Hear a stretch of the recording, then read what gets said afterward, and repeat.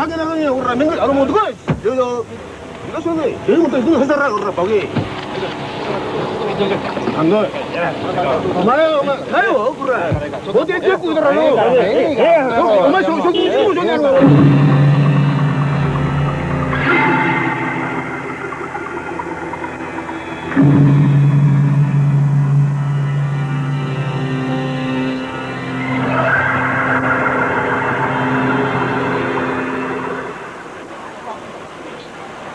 大野一家義親会津村一馬会長60歳関西で数少ない杯ごと師である。あれは人が人間が飲む時の杯ごとはヤクザ社会にとって極めて重要な儀式である。日本最大の暴力団山口組4代目の襲名式の杯ごとはこの男が取り仕切った。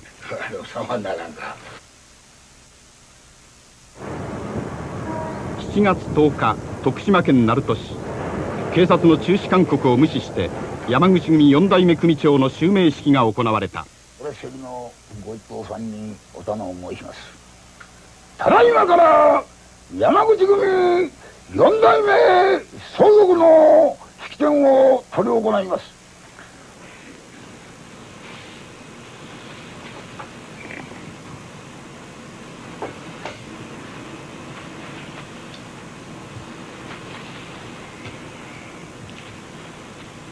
全国から集まった親分衆113人。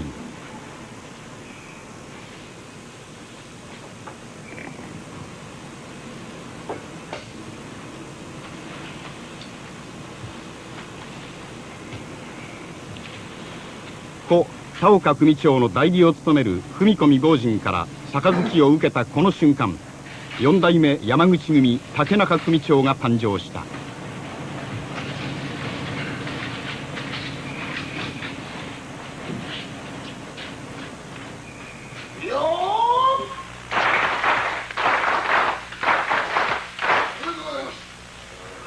鉄の団結を誇ってきた山口組。しかし竹中組長の襲名をめぐって組織は分裂した。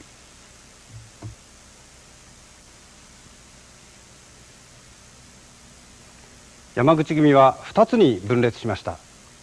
以来両派の間には反目と緊張が続いており、抗争が心配されております。ご覧のパネルは山口組分裂直前の組織図であります。山口組は3代目田岡組長が死亡した後、組長代行を置き、竹中組長は若頭としてこれを補佐する立場にありました。この竹中組長の4代目就任に反対したのが、ピンクで囲んだ山本組長代行をはじめとして最高幹部4人、そして直系の組長の中からも15人、合わせて19人が山口組を離脱しまして、新たに一和会を結成しました。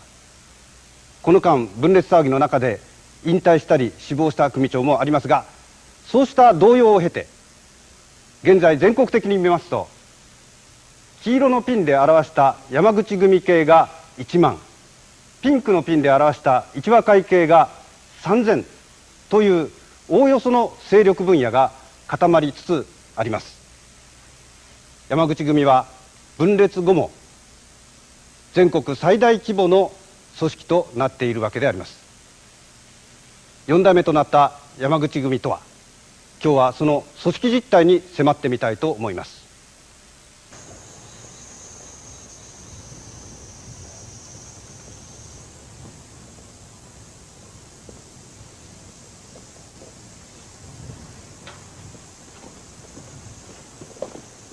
神戸市灘区にある田岡前組長の家。よ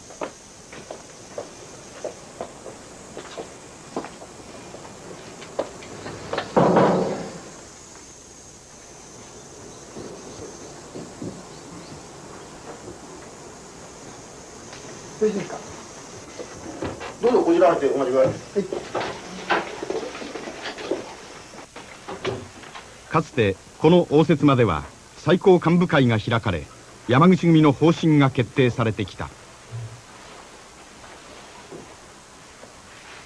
今回4代目に竹中組長が決まった背景には田岡未亡人の力が大きく働いたと言われている。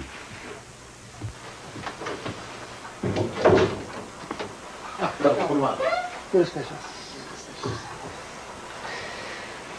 どうぞ。はい。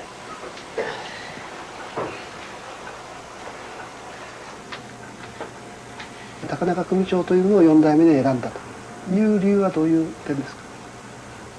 まあやっぱりこの道に適した人物じゃないんですかね。と思います。どういうふうに適してますか。まあするべきはするし、止めるべきは止めるし、でそのけじめといいますかね、物事が起きた時の判断ですかね。そういうものはピチッとできる男ですからね。優柔不断でね、あの人はこのような例とかこの人はあのような例とか言うとる間に揉め事がだんだん大きくなるということもありますからね。そういうけじめのねちゃんとつけられる男だと思いますよ。だからまあ我々にはねそれがまあお父ちゃんが竹中をと言うたのもそこにあるんじゃないかと思いますね。まあ警察では武闘派というふうにそうそうそう、それはまあそういう戦いがあっておければ武闘派ですけどね、平穏の時は別に武闘じゃ何でもないわけで、ただそういう何事か起きたまあその揉め事じゃなくしてですよ、他のことでも何か起きてもねきちっとそのけじめがねつけられる人だと思いますからね。そこをお父ちゃんが勝ったんじゃないですか。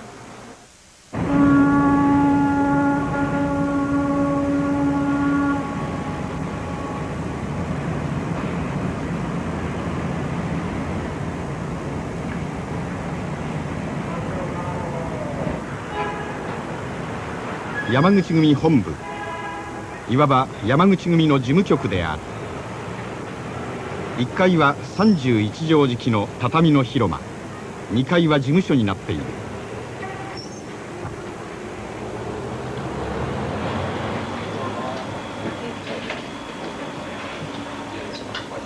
この本部には組員が6人ずつ交代で泊まり込み、24時間体制で緊急事態に備えている。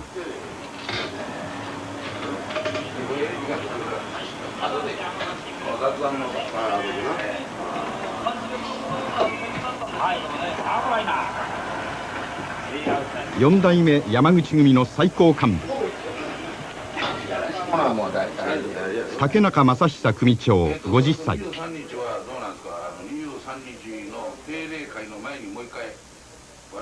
中山勝正若頭46歳。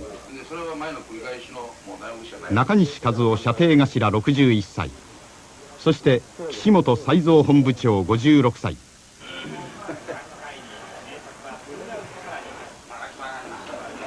こちらに上の方に名前がずらっとありますけれども、これはずっと組直系の組員の全部直系の組員ばかりです。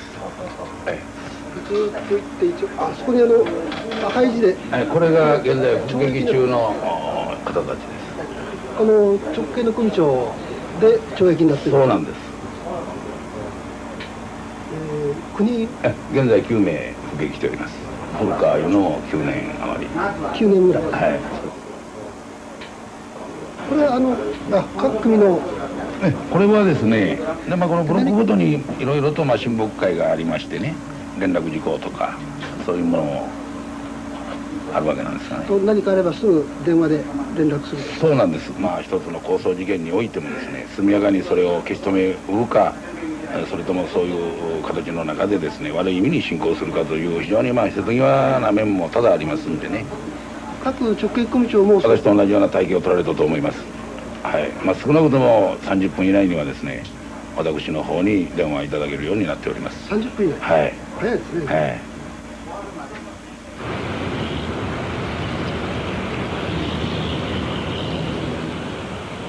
い。山口組本部からわずか 1.5 キロ。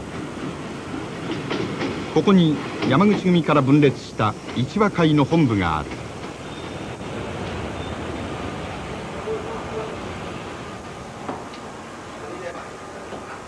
一和会は分裂後直ちにこのビルの2階全フロアを借り切った。ボディーガードが待機しているその奥に最高幹部の会議室がある。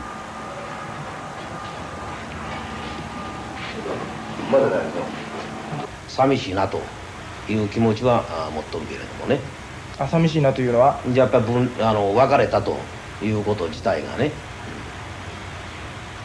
やはりそれは七の大門に愛着があると。うん、そうでしょうな。やっぱり40年もやっぱりおればね、ないというのはおかしいからね。その山口組とは今後どういうふうな関係になるんですか？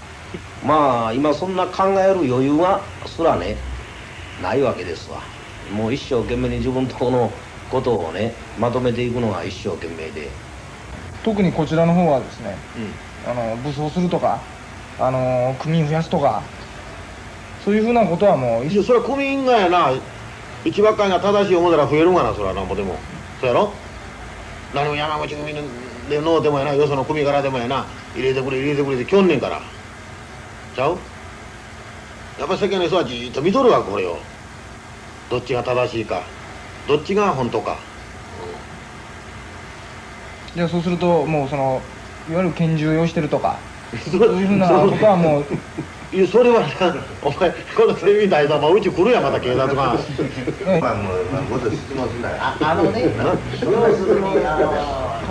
来たらこっちもやります。喧嘩はします。それははっきり言うときます。来たらね。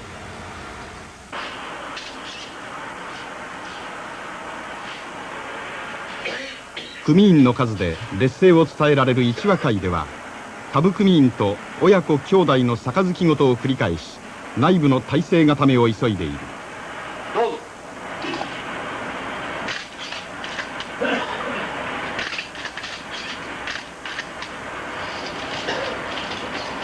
この日、新しく7人が直系の組長に取り立てられた。よろしくお願いします。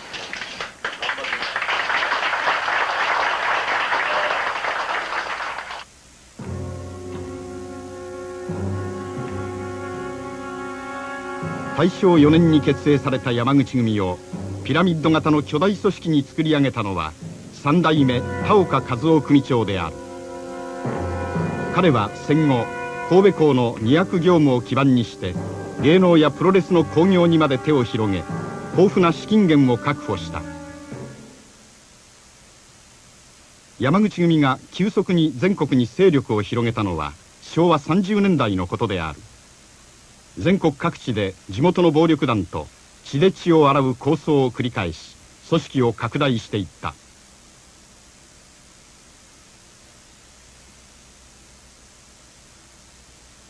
その山口組の先兵の一つが殺しの軍団と言われた柳川組であった。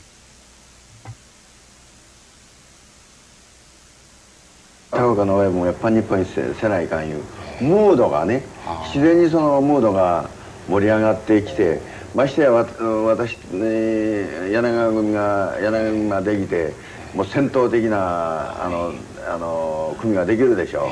ほんならやっぱり柳川に負けておられるかいと、新山の柳川に負けておられるかいいうムードが起きてくるでしょう。ほんならやっぱりみんな負けんようにやっぱりやりよるわけですよ。それが結局山口組が大きくなる原因でしたね。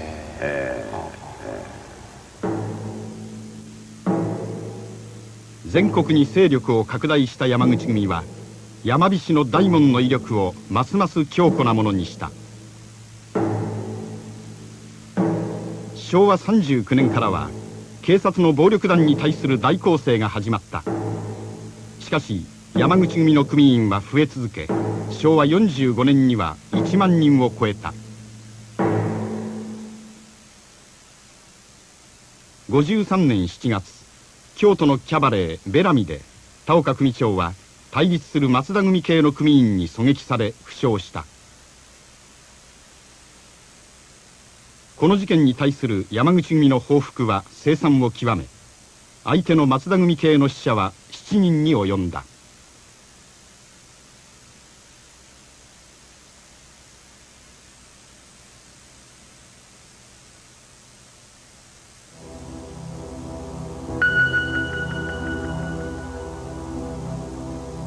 35年間君臨してきた田岡組長は昭和56年7月病死。この時現在の竹中組長は若頭を補佐する8人の幹部の一人であった。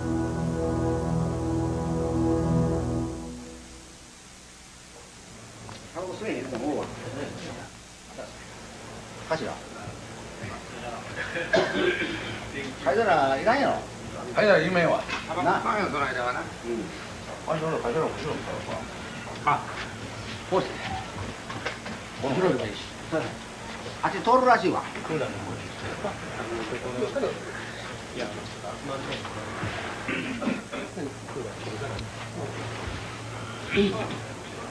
う閉めとけよ。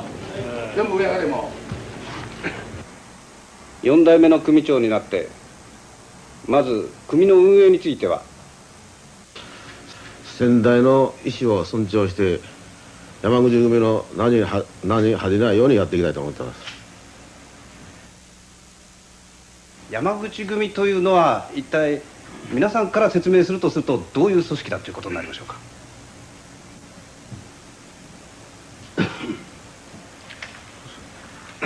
いやまあ、山口組というその組織自体は先代3代目の親分、現在の4代目の親分、を家長としてですね、やっぱり一般家庭の父親を中心にしたやっぱり家庭があると同じように、山口組自体も親を大事にし、あるいは兄弟仲良く皆一つの家族的な構成でもって我々生活していくと。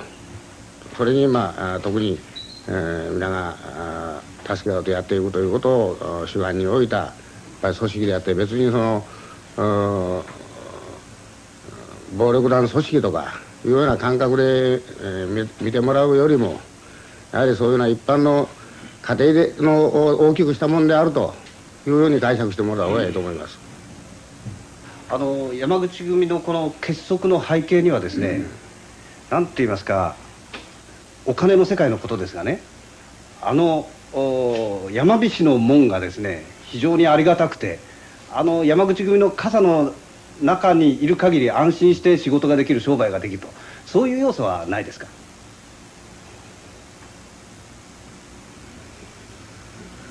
それはね、一つの組織ですからね、大きい小さいはこれあるんですわ。組織の膨大なとこと小さいとこと、その点からいけばね、やっぱりそういう点が、有利な点が多分にあると思いますよ。それは喧嘩とかそうじゃなくしてね、一つの仕事についてもね、各種のいろんな仕事についてもそれは有利には間違いないんですわ。はい、それは言えますね。難しい言葉で言うとね、山口組にこう集まってくるのが親と子の情といったようなことではなくて、もう少し経済的な動機があるんじゃないかと思うんですが。いや、それは全く違いますよ。これは親分子分というのはね、普通の人では考えられんつながりがあるんですよ。これは情のつながりですからね、我々は。この人と思って杯をもらうんですからね、商売人じゃないんですから、本来は。この山口組の膨大な組織に集まってくる資金ですね、会社でいうと売上のような、その売上云々っていうようなことはね、俗に言う組織のその上納金でしょ、それは全然違います。それは会計の人がおるからね、本部長とか、あるいはそれを何をしてる担当してる人に何を伝えてもらいますけどね。私は月に直系の組長に対して各10万円です。これが76団体で760万円ざっとですね。それと身内と他部団体の冠婚葬祭の費用ですね。これが月に多い時少ない時いろいろありますからね。これを76で均等に割った分のプラスアルファをつけていくわけです。そうすることによって毎月15万円なり、あるいは25万円なりというふうな会費と言われてる金額が決まっていくわけです。それ以外は一銭も今現在いただいてませんから。皆さん立派なお屋敷に住んでですね、それからごっつい外車に乗ってらして羽振りが大変よろしいんですが、どうなんですか。それはあんたたちはいい面だけで見てるだけね。マスコミの人はね、みんないい面だけしか見てないの。そうでしょ。山口組4代目はね、1万人近くおるんですわ総員、その人1万人近くの人を一軒一軒見ておらんなさい。そんなに立派な家住んでる人もおりませんよ。何分の1かですよ。何百分の1ですよ。幹部はいいっていう幹部もそうです。これはね、我々社会はね、意地と張りで生きてますからね。見栄もあるだろうし、そうでしょ。だから内容はね、そんなにあんた世間から見るよりね、優雅な生活はありませんよ。山口組は全国2府27県に及ぶ多数の組のいわば連合体です。でその一つ一つの組がどれぐらいの資金を稼いでいるのか、またそれを全部合わせるとどれぐらいになるのか、これは相変わらずベールに包まれたままです。でご覧のデータは警察庁が調べたものです。昭和52年現在、すでに山口組に限らず全国の暴力組織が稼いだ資金は1兆円を超しております。で問題なのはその 90% までが非合法な行為によって得られていること、覚醒剤、飲み行為、賭博などなどであります。警察白書は当時暴力団員1人当たりの稼ぎが平均で年1000万円を超え、当時の平均的なサラリーマンの4倍に達していたことを指摘しております。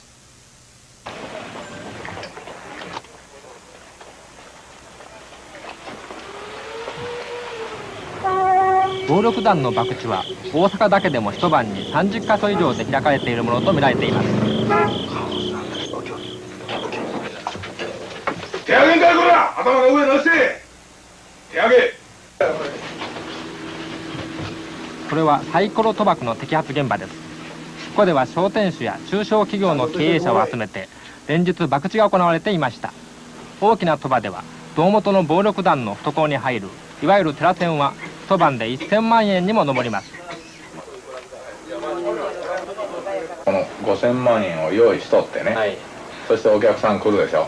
そしたらこう100万200万円でこう貸していくわけです。昔はやっぱり時間かけてね、そのお客さんを殺さず生かさずのような状態でずっと巻き上げたもんやけど、最近は僕が知っててそのお客さん一人だけ大事にしてるつもりでもね、旗から全部それ客に引っ張れるからですね。結局短時間でというのがもう普通なら3年も5年もかかってないやつがね、もう1年ぐらいで、ね、潰してしまうとしかない状態ですからね。1と4、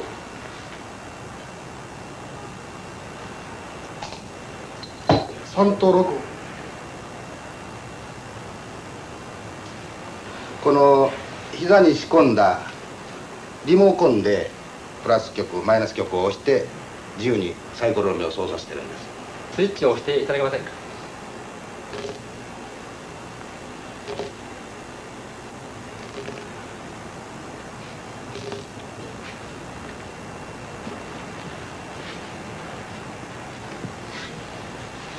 この畳の下に仕込んである磁石の極板を変えるという仕組みになっているんです。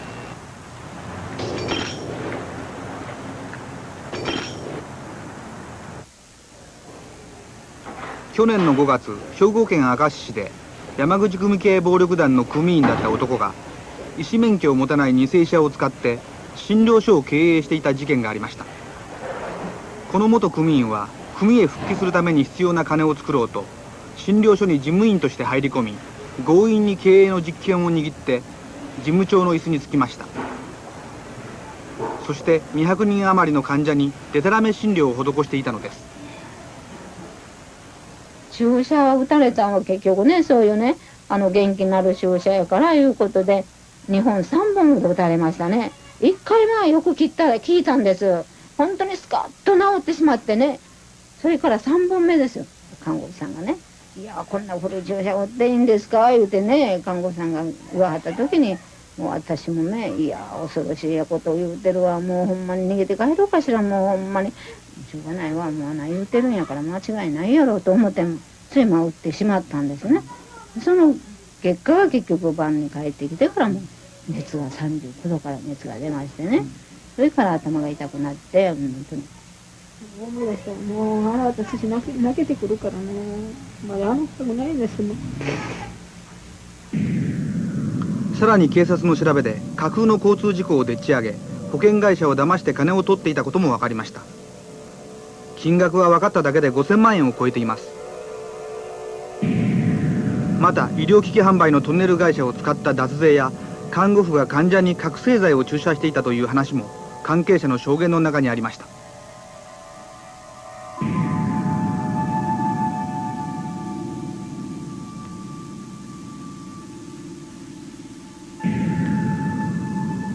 まさに診療所を舞台にしてできうる限りの悪事を働き金を儲けていたのです。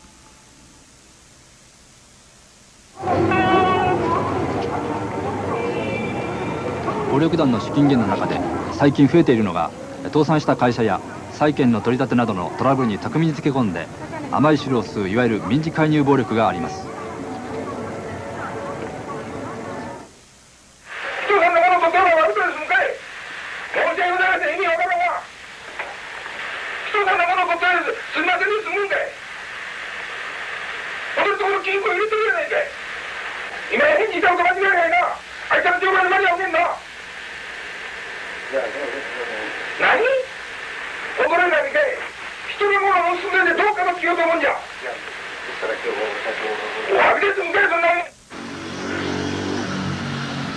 去年の10月、大阪でベビー用品を販売していた会社が暴力団にビルを乗っ取られ倒産する事件がありました。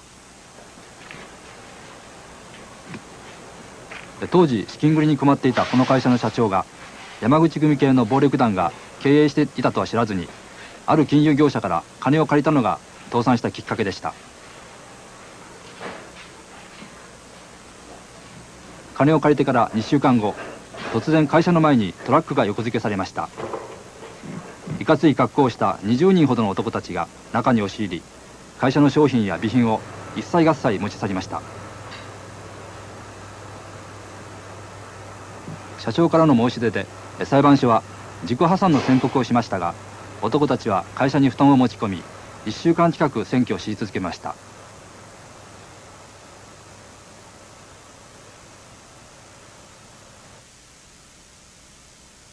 実は暴力団は金を貸す際、いくつかの不動産関係の書類と白紙の委任状を取り付けていました。そしてこれらの書類をもとに会社のビルに賃借権や抵当権を勝手に設定した上、白紙の委任状には会社を占有する権利も書き込んでいました。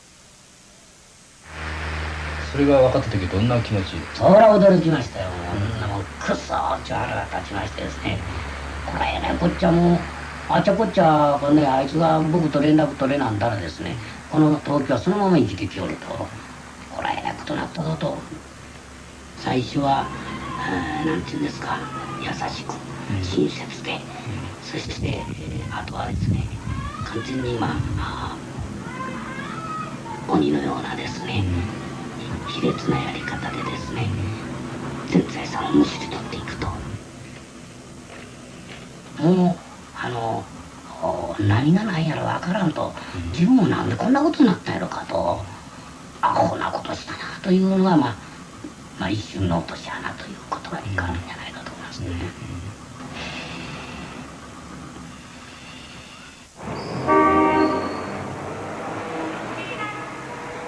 民事問題につけ込む暴力団の取材を進めていたさなか、金を貸した業者と借りた側の会社がそれぞれ暴力団の組員を伴って金の返済交渉をしている現場を目撃しました。男だって昔はあんたとこに取引があってやな、迷惑かけたりかけられてるお宅にやった中やなんか。もうちょっと待ってくれや、このくらい分かってくれや。払わん言うとるわけじゃないやな。いや、約束はやっぱりちゃんと守ってもらわんとうちもやっぱ困るんですよ。分かるよ。こちらが債権者側。頼んどんねん。なんで今までなんだところもやっぱり儲けされとるかな。今はもうどうもこうも入り道もこちらが債務者側。そやからもうちょっと待ってくれ言うてきとるわけや。なんでやけど今日もやな、わざわざこっちまで切って向きてきとるんやから、そこの正義をやな、あんたもやっぱりちょっと組んだってくれんとちゃうか。それやったらもうちょっと事前に連絡もらわんと。じゃあ連絡させとる。お前が何がそうだろ。ちょっと待ちんかやお前。そやろわ、今話しとんやろわな。話聞いてからや。じゃあうるさいなんか。そやろ。何がんの、全員借りてんのやろお前は。わしはこっちの人に言うとるやんか。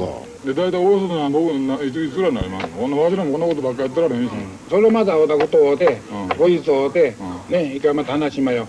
いい話してくれまんのかい。まあおたくも顔に立つようにもするし、せないかんこっちゃし。今日初めて会うんやけどね。だから今後な、一切な、もうあんたと話せへんと。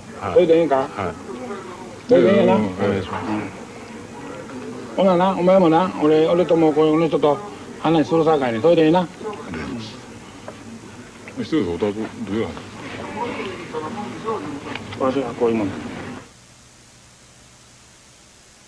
最後に名刺を交換した両者。こうして交渉は暴力団同士に委ねられました。このような場面で力を発揮するのが山口組の菱の大門です。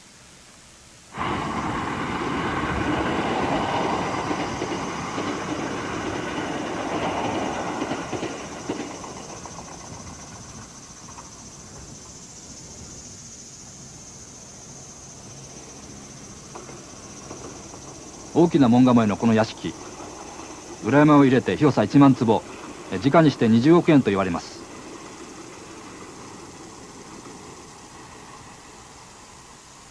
この屋敷には3年前から暴力団の組員が住み着きました。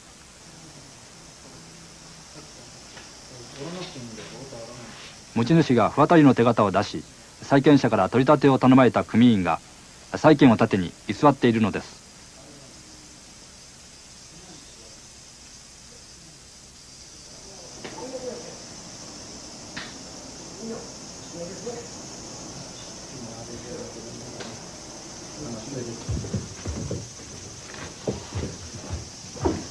こうしておれば仮に競売にかけられても新たに建物を手に入れた相手から法外な立ち退き料が取れるからです。上の初の夜行列車降りた時から青森駅は雪の中、今日は運ばれて。ちょっともっとええ歌歌わんかいな、そんな陰気なことだな。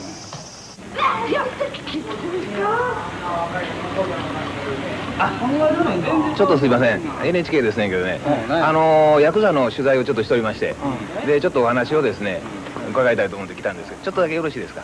なんでね、この社会、ヤクザ社会に入りはったんがね、ちょっと一人一人NHK ヤクザ撮ってんか。いや別に撮ってよろしいね。それでね、なんでこの社会に入りはったかね。お宅の場合はどうですか。俺の場合はやっぱりええ女行ってのやっぱりさ、ええ背広着てええ服着てやっぱええ暮らしがしたいわな。まあええ暮らしといろいろあるけどな、ヤクザが羽振りええやん。だしやっぱりその看板でな、飯でも食わしてもらおう思って、お金でも儲けさせてもらおう思ってな、えんもうてんけどな。やっぱりヤクザでやっぱり金儲けいうのは一番必要なことや。まあやっぱりみんなね、時代の流れでこれはもう若い人は自分自身で食うていかなあかんしな。自分で金儲けして自分でこない。そうでなかったら自分も伸びられへんしな。やっぱりお前超目立ちねったらな、そうしんことにはあかへん。そうやろ。やっぱり仕事して稼いでこなあかんと。そういうことや。それはもうな、法に触れるようなこともするよ、わしらかて。な。だけどもやっぱりそれもな、それもやっぱりヤクザやってるやしゃあないやん。な、そうやろ。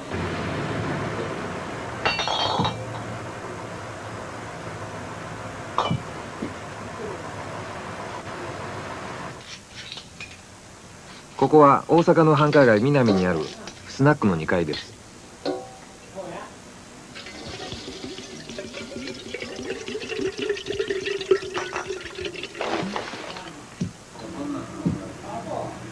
ボトルキープの期限が切れたウイスキーが密かに集められ、店の新品ウイスキーが作られます。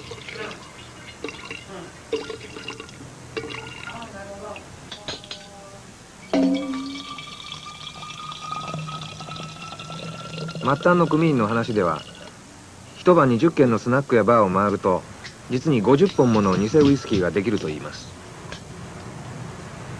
偽造したウイスキーの蓋を特殊な道具を使って閉めていきます。疲れますよ、毎日やらされて。もう嫌ですね。儲けた金はどうするわけで自分のものになるわけですか。ほんの一部自分のものですね。あとはみんな上のもんが。持っていくわけですか？そうです。みんな飲みに行ってまた消えるんじゃないですか。だからこのウイスキーをまた飲んでるかもしれませんね。そういうそんなせっかく儲けたの取られてもやめる気になりませんか？一応頂点に達したいからね。頂点に立つまではやっぱり。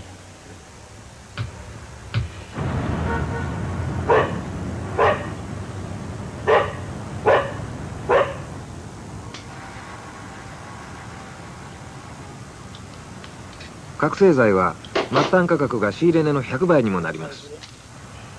それだけに覚醒剤の密売は暴力団にとって最も手っ取り早くうまみの多い資金源です。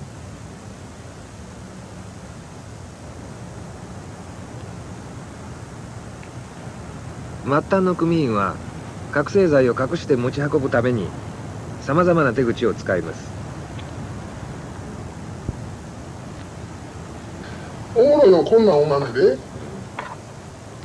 こんな中に入れんな。先にまあ言うたら溶かしときまんねん、ぎょうさん。これライターですね。ライターでね。でこれもう全部ガス抜いてますわな。でライターのふりしててんな。結構入りましたろ。でこれ満タンにしときまんねや。そんな博打来てる人間ね警察関係の人は来たりまへんやろ。絶対安全でな。まあネタさえ入ってきとったらまあええしのぎにはなりますわな。博打買ってるやつは将棋くりおるし。このライター1個分でいくらぐらいになりますか？そうでんな。これで40ぐらい。40万円。いや40ぐらいやから20万円ぐらいでな。20万円。ええ。だから祝儀入ったら30、40になりまんがな。これ20万円の儲けでそのうち組に上がるのはどのくらいなんですか？そらまあそれも言えまへん。ちょっと言いにくいでんな。言うのがそうなんやったらもっと出さんかいうことになりましたやろ。もうこの儲けた額は少なめに言うわけですか？そりゃそうでんな。現実に山口組の組の中にもあるいは他のやつら組織の人の中にもですね、かなり違法行為を犯す人が多いですね。犯して摘発されてる人が。これはどういうことなんでしょうね。山口組本家としてはそういう全てその違法行為をしてはいかんとか、いろいろなその市とかそういうものは各団体には常々寄り合い旅にしておりますけどね、やっぱりそれが1万人近いやっぱり末端の組員までやっぱりその徹底して指令が出るかとやっぱりこれは難しいことであって、何もそのさっきも言ったように犯罪行為を犯して懲役を自分の体で行ってくるだけなのではないことはもう皆分かっておりながらでもやはり番やむを得ずとか、いろいろな事情もあるわけですわ。だからその質問に対してやめさせられないのかと言われてもやっぱりやめさせるしてはならないという指示は徹底してしておる本家としてしておるつもりでおります。例えば怖いのがですね、ピストルを市民にとって一番怖いのはピストルですけども、それ以外に怖いのが覚醒剤っていうのがあるんですよね。これ徐々に日本人の体を蝕んでいくと、精神的にも蝕んでいくと、怖いなと思ってるんですがね、この覚醒剤についてはどういうような。これはね、もう先代親分からのね、これはもう厳守して守っていかなきゃならんと、意思ですからね、先代の。もうこれ一つかないと我々のできることはもう一般社会に人に要するにためになることはこれしかないということでね、麻薬撲滅運動というのは現在でもありますよ。現金としてる覚醒剤がですね、そうは言いながらもかなりの区民の方が使って摘発されてると、これは親分の意向がですねなかなか下まで伝わらないというようなことがあるんですよ。やっぱり抗争事件と同じように末端のところではね売ったり扱った場合もあります。しかしそれはね、こっちは警察じゃないんだからね、探して歩くわけいきませんわね、これを。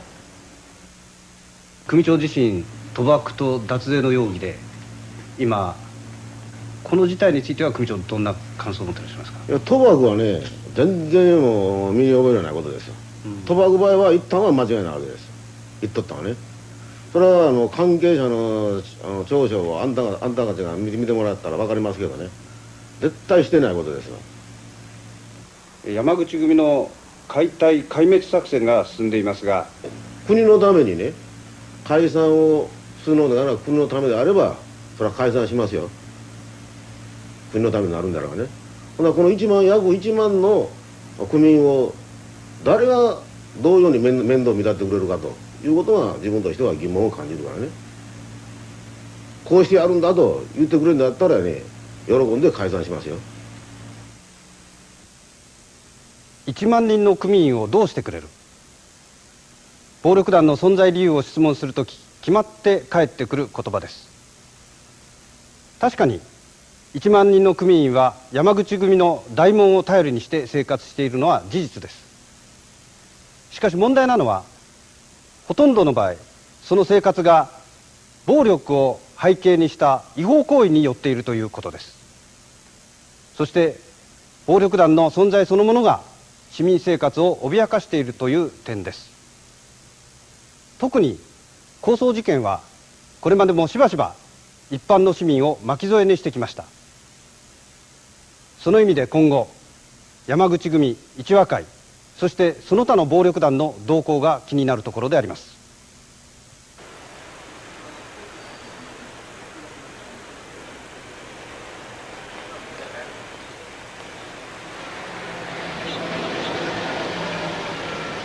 大阪にある一和会系松見会の組事務所。分裂直後から事務所には拳銃を撃ち込むといった電話が相次いだ。万一の襲撃に備え、入り口のドアに厚さ 3.5 ミリの鉄板、窓は分厚いガラスと鉄板で二重に防備されている。松本はこらお前首ある手待っとけとかね、それは向こうの4代目の取られた方からかかったものか、またその一般の面白おかしいにやられる方がかけたのは、これはさなかでないと思いますよね。これは今までかって約今日までで120、30回かかってんじゃないですか、夜中でもね、そういうような現状であるので、我々にしてもやっぱし、若者を生命を預かっておりますのでね、それに対処するためにそういう形を引いたというのが実態ですね。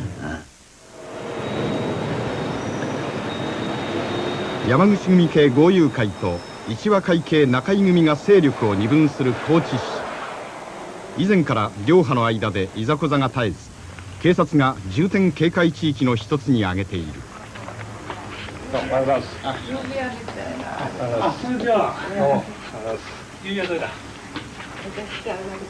もともと2つに分裂しましたけれども、ほんの6月4日までは同じ山口組の一門として兄弟分であり、一つ釜の飯を食った仲なので、心の底から憎悪を持って憎しみ合い、それから抗争事件に発展すると、そういった懸念は私はないとは言い切れませんけれども、ないことを祈り、またあってはいけないことではないかとかように考えております。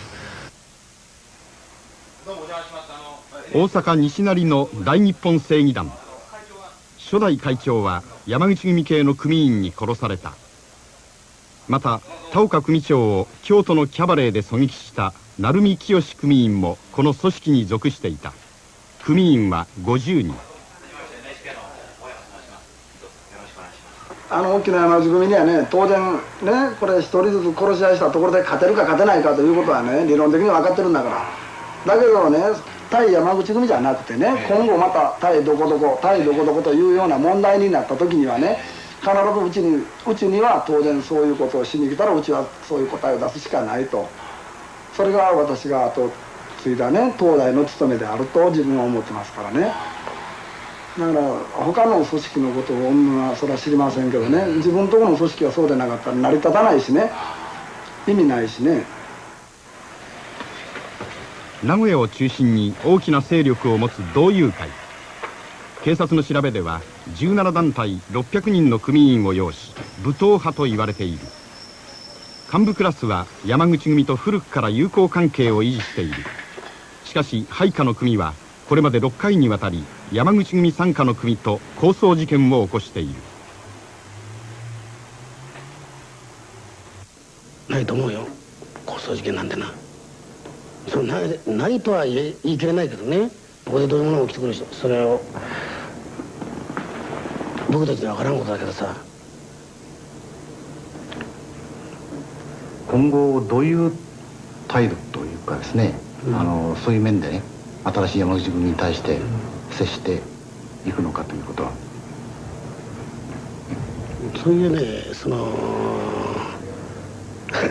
なんていうの、あなたたちはね、聞きたがってることがさ、やっぱりさ、組織と組織だからさ、そういうことはさ、聞いていくこととさ、聞いていくこととあるさ、別に立派な4代目だしさ、この4代目が出た以上はさ、先代以上に自分が固まるんじゃないのと。一和会との間にですね、抗争が起きるんじゃないかというようなことを警察の方でもね、随分心配してるようですけれども、それはね、予測できませんよ、そんなことは。ね、10年ない場合もあるし、20年ない場合もあるし、今日で朝ある場合もあるしね、これお互いにね、私らもそうだし、相手方もどこの国もそうだと思いますよ。喧嘩を欲してないですからね、争い事を何もしてね、お互いに得することは一つもないですからね。まあ、ただそうは言いながらもですね、なんとなくピリピリしてる組がはっきり言って多いんですよね。いや、それはよそさんのことでしょ。それでまあ武装化って言いますかね、喧嘩の時は武器が必要だということで、まあピストルの準備というような動きもあるようですけどね、情報では。いや、それは私ら知りませんね。山口もかなり準備されてる。いや、それはもう全然知りませんね、そういうことは。今年に入ってから6月までの半年間に警察が全国で押収した拳銃の数はすでに1000丁を超しました。去年1年間の押収量に匹敵しています。しかも私たちが取材中接触した拳銃ブローカーや組関係者は、最近山口組分裂以来、大阪や神戸では拳銃を欲しがる組が増え、拳銃の密売価格が50% も跳ね上がったと話していました。警察では山口組分裂を捉え、拳銃と資金源を重点に取り締まりを強化していく方針です。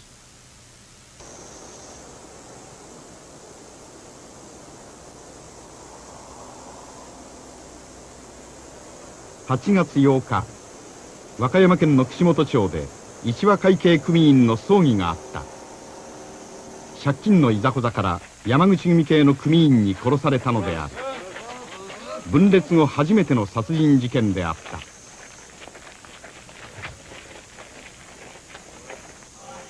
松見会会長松本克美殿。この事件が起きてから1ヶ月、山口組も一和会も表立った動きは今のところ見せていない。不気味な緊張が続いている。2代目松本組組長松本秀之殿。高知山組組長高知山憲法殿。